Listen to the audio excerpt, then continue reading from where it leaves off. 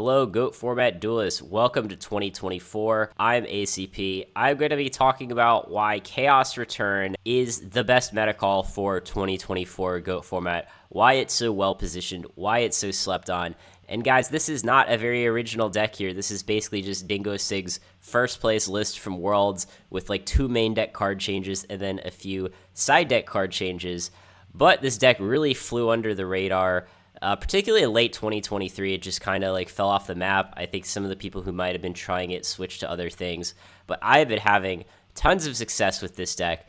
And I think the main reason that this deck is so underplayed is because it is very counterintuitive to play a deck list like this, not really just in GOAT format, but in Yu-Gi-Oh! In general, in the sense that I think so many players are falsely playing under this framework of like power plus consistency, and they see a deck like this and go like, okay, why would I play this when I could just play like a standard chaos list, or maybe even like chaos control that has a lot more card advantage. And yes, you know, while you look at this and go, well, this deck isn't really an aggro deck, it doesn't have tons of card advantage, its return combo isn't hyper consistent, what exactly is this deck good at? And the answer is, it just has good cards versus the meta. And decks that are composed of just good cards versus the meta without being super powerful, I find to be very underplayed in Yu-Gi-Oh! As a whole. And probably like the best analogy I can give is summer of 2012 format. I know that was over 10 years ago, but you know, feels like yesterday to me. At first, the best decks were like Rescue Rabbit, Wind Up Loop, and Sectors. Very powerful mechanics, but what sort of crept into the meta later was Chaos Dragons. And that deck was very underplayed for most of the format for the simple fact of like, when you have all these broken mechanics, telling someone that like, oh yeah, the best strategy is actually just to summon some, you know, 2,500 vanilla monsters in attack. Like that just feels so counterintuitive to most players to think that like, you know, you should kind of just play this underpowered strategy in a field full of overpowered strategies. And yet it was very good. You know, it allowed me to top 32 a YCS. And this deck is like kind of the same thing, right? Like a lot of these cards are not super powerful. Obviously, Chaos Sorcerer is a very powerful card. Gravekeeper Spy is like a very powerful card. But we're not like a Beezing Trinity, right? We don't have any Magician of Faiths here. And I think a lot of players just don't want to do that. You know, Gravekeeper Spy, I think, is secretly the best flip effect monster in GOAT format. But telling someone like, hey, you should play a Chaos deck with no Magician of Faith, they're just going to be like, yeah, no. You know, I noticed that after 2022 Worlds, for like the first week, you know, after that event that Dingo Sig won, I did see a decent amount of Chaos Return decks on the Dueling Book ladder for like that first week after that it won, where people were trying out the deck.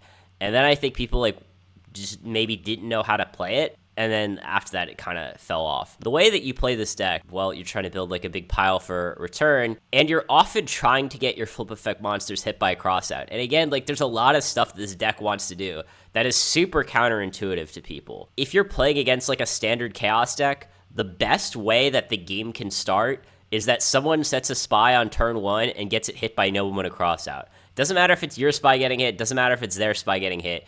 You're just automatically off to an amazing start if that happens, because you now have 3,600 points in your banish pile for a turn, and all their spies are gone, which makes your Blade Knights way better. Like if your opponent is playing a bunch of flip effect monsters and you know for a fact that none of them are spy, all of a sudden Blade Knight goes from kind of like this okay card to an absolutely busted card. Yeah, like if I dust shoot my opponent early on and see that they have a crossout, most people in that situation would go, oh, I know they have a crossout, I should play around it. Whereas what you should actually be doing is go, oh, I know my opponent has a crossout, I need to get my spy hit by the crossout, get my Dekochi hit by the crossout.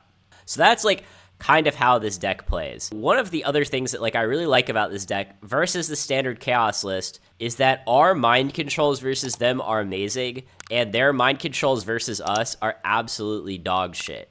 And since this deck kind of looks like a normal Chaos deck, depending on what cards they see during game 1, like if they see a bunch of Shining Angels, they might behave differently.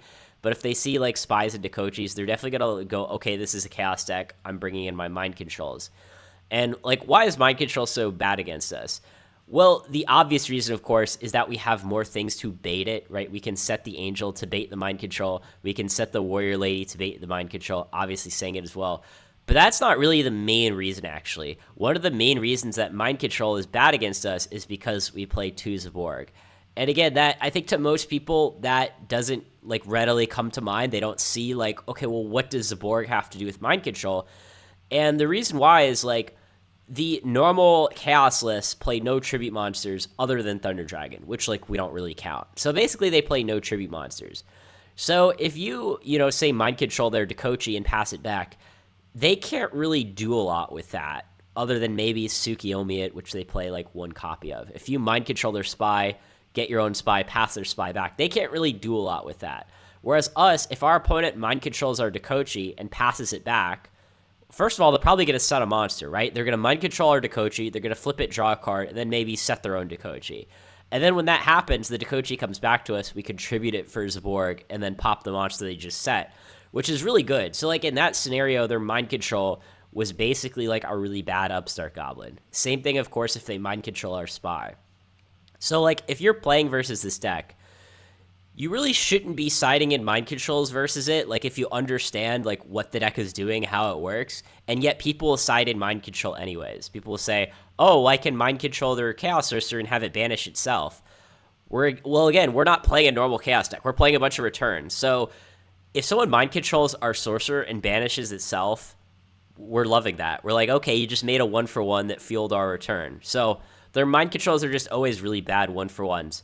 Whereas ours are just really good. Like, we make up for the fact that we don't play Magician of Faith ourselves with the fact that we can just mind control our opponent's Magician of Faiths post-side. So, versus the standard Chaos list, when I bring in these 3 mind controls, I take out 2 Book of Moons and 1 Torrential Tribute, because Torrential's okay, but it's not super good in that matchup. And, I'll even say, like, if someone ever mind controls our BLS and banishes itself, I'm just loving that. Like, you almost always win those games unless you never see your return.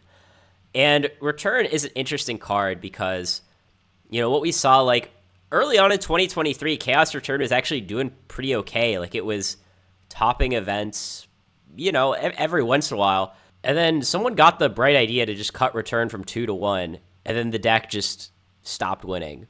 And it's no mystery why. Like, Return is a really good card in this deck, as it turns out. In a Chaos Return deck, Return's really good. Who would have thought? There are just a lot of games that you win with Return. Do you need Return to win?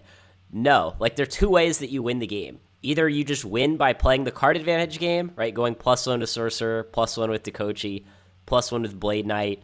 Maybe you ram your Angel into their Dakochi, which is really good for you, etc. Like, yes, you could win that way, but it's not that method of winning isn't reliable enough for this deck to win tournaments. Like, you have to cheese people sometimes. Return in a way, it's a lot like Cyberstein. Like, this deck in many ways reminds me of Stein Monarch, which like occasionally people ask me about because we featured that deck on this channel as well.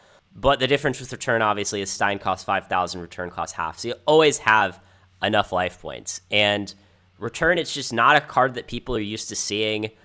Sometimes people just don't really play around it. They don't necessarily save their Mirror or Torrential for the Return, which you kind of have to do if you're playing versus this deck. And Return will just win games. Like, if you're up against, again, just kind of like a standard Chaos deck, Return's how you win the matchup, guys. Like, it really is. You just get your Dakochis and Spies hit by crossouts, and you just return a bunch of things and attack for game. And Return is really good at taking a game that's, like, kind of even, like maybe you're ahead by a little, maybe you're behind by a little, and saying, oh, hey, guess what? We're not going to play this long grind game. I'm not going to let you, do your whole Pot of Greed Magician of Faith thing. I'm just going to end the game now, right? We're just going to return a bunch of things and attack for game. And if you're good at that, sometimes with Return, you want to use it early. Sometimes you want to save it for later. But if you're good at prioritizing when to use Return, you're going to win a lot of games, especially versus the Chaos decks. And just what is so good about playing this deck in general is that all of the cards that people think are traditionally good against Chaos decks are bad versus you. So people side in Mind Controls thinking it's good. It's actually terrible. People side in Kaikus against you thinking it's good. And Kaiku can be okay, but only if you understand how to use it. Like, I've won so many games because people just summon Kaiku, just banish everything in my grave, and then, have surprised Pikachu face when I just go, oh, hey, I'm just going to return 5 things and attack you for game. I mean, people will do that versus you because they don't understand the deck. Even Dust Shoot, it can be okay against you. It kind of depends on the matchup.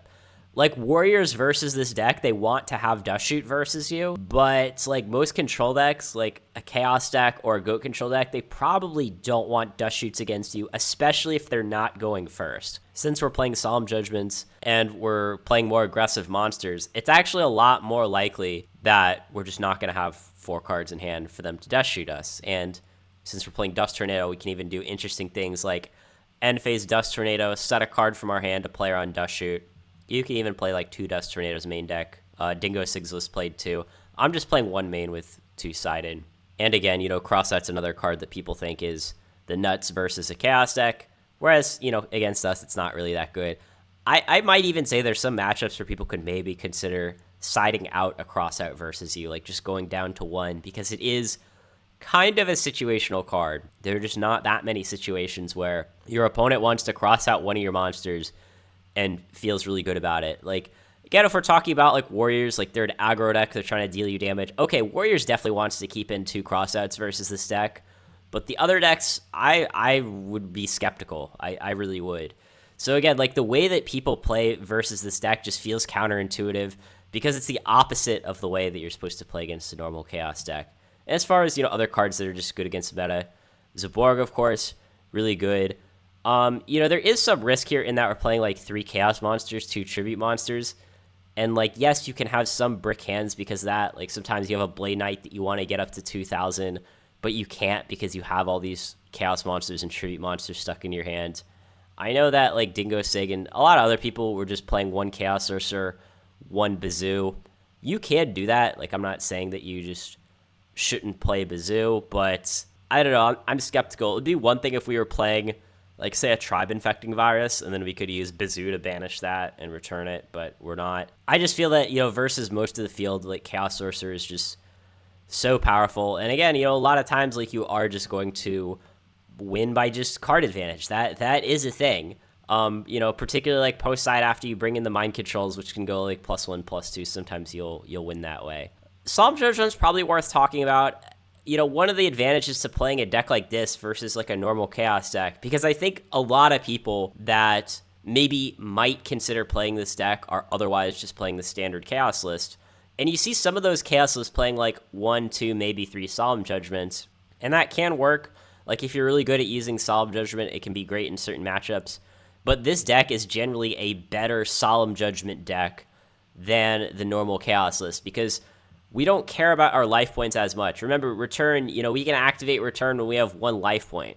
So the way that this deck plays a lot is that you just don't really mind taking damage in the early game. I mean, there have been times where I'm playing someone and I just take a Dekochi hit for like 3 turns in a row because I'm going like, okay, well, I took 3 Dekochi hits, I'm at 3,800, but that just doesn't really matter, right? Because our Solemns are still alive, our returns are still alive. We don't care about our life points that much. Unlike most lists in Goat Control, we're even playing multiple Book of Moons to protect against Ring in case, maybe they're able to cheese us with, like, a Ring for game. We have plenty of ways to stop that, right? 2 books, 3 Solemn. So we're not even worried about Ring very much. It's a better Solemn Judgment deck, also a better Dust Shoot deck, because cards like Blade Knight get better when you get to Dust Shoot your opponent first. Maybe you go, oh, I'll Dust Shoot them, send back their Spy. Now I know that, my Blade Knight can attack over their Dekochi or whatever it might be. So it's a better Dust Shoot deck, a better Solemn deck. We have cards like Zaborg that are good against the meta. People are just going to play against us wrong. They're going to side against us wrong. And because of that, I just feel like this deck is super strong. Goat Control, say, like, it's interesting because I feel like on paper, this deck doesn't really want to play against Goat Control too much just because they can use Scapegoat to block return for game. But I've actually been doing really well against Goat Control for some reason. Again, I think maybe it's just that people don't know how to play against us, as you'll see in a match that I'm going to show where we absolutely crush Goat Control, even though they open a bunch of really good cards. The fact that we have like 3 Book of Moons post side, though, does help us versus Goat Control. And, sometimes we can just attack them with stuff like Blade Knight and Dakochi and win that way. It's possible. Side, don't want to talk about too much. I mean, this is mostly pretty standard, other than the fact that, again, I think you really need to side 3 mind control right now, because when you're playing against Chaos, like, that's just how you're trying to beat them post side. My mind controls are better than your mind controls. And yeah, let me know what you guys think of this deck.